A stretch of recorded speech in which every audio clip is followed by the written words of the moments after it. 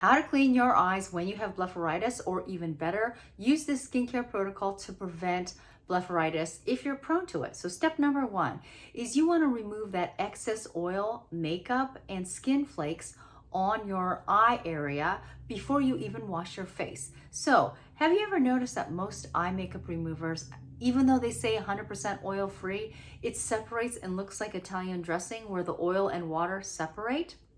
That's because they may be using a synthetic oil derivative, so technically they can call it oil-free. So you want to use something like this.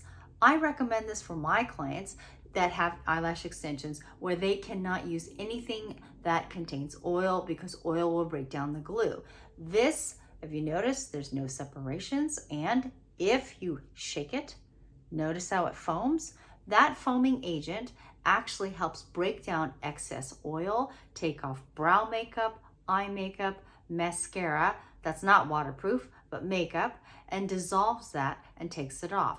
Even if you don't wear eye makeup, but you technically have very oily eyelids, this will help remove that oil. So you want to use a Q-tip. That Q-tip will have very specific friction when you use it back and forth to help break down the oil and the makeup. Step number two is after you use something like this, you want to go ahead and wash with a gel-based foaming cleanser. So after you removed all the excess oil, everything off, that is now when you're going to take the friction of your hands, the water, the surfactants in the foaming cleanser, and wash your face, rinse with water, and dry off with a towel. Now the discount link for the Gentle Eye Makeup Remover will be in the description below. So after you have removed excess oil, makeup, and mascara on your face before cleansing, that's considered kind of like the pre-cleanse step. The second one is you want to cleanse your face with a gel-based foaming cleanser. The third step, now this is actually where the third and fourth stage of blepharitis, this is where you will noticeably develop crustiness and excessive skin flakes that you'll see on your lash line as well as on your lashes and in between your lashes. This is where you need to get that off because the excessive skin flakes and oil can actually exacerbate blepharitis because of the clogged oil or sweat glands. So what you want to do is, as you can see here, you want to take this powder.